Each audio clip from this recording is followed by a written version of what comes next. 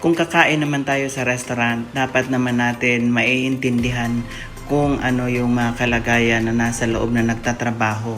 Hindi yung mamadaliin natin yung trabaho nila, tapos yun magtatanong tayo kung ilang oras.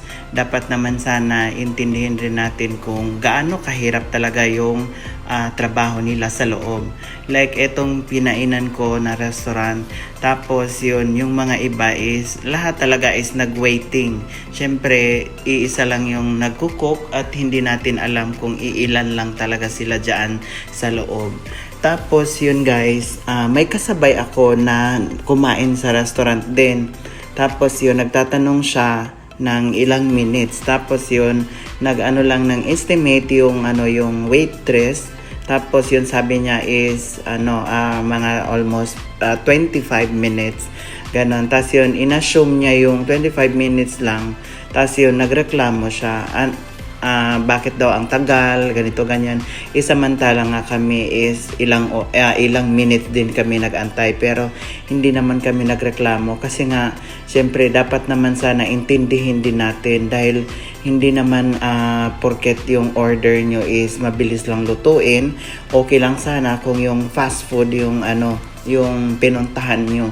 Dahil maiintindihan mo na mabilis lang kasi nga syempre nainit na or na-prepare na yan kung ano yung mabilisang preparasyon nila dyan sa loob. Pero eto kasing karinderya guys, expect nyo na yung anuhin nyo is lulutuin din nila, hindi yung init-initin lang or paano yung procedure niya, kaya siya, may estimate lang siya. Pero wag naman kayong basta-bastang magmamadali kasi nga nag-effort din sila kung paano nila pasarapin yung pagkain at paano kayo maging satisfied sa luto nila. Kasi kung mamadaliin, ganun din magre-reklamo kayo, tas iba na yung lasa dahil yun nape-pressure din sila.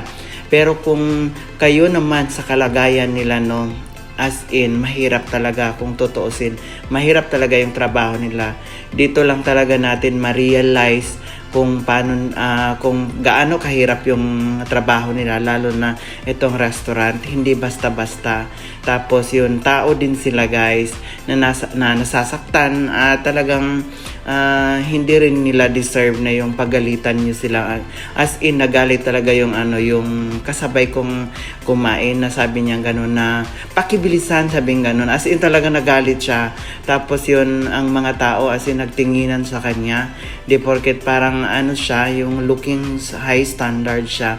Pero hindi naman ganun guys, di porket may pera kayo tapos yun, iismulin nyo lang ang nasa loob dahil yun nga, nagtatrabaho lang, restaurant lang. Siyempre, intindihin nyo rin yan. Tao din yan at nasasaktan. Dapat unawain din natin yung bawat gawa natin, bawat isa.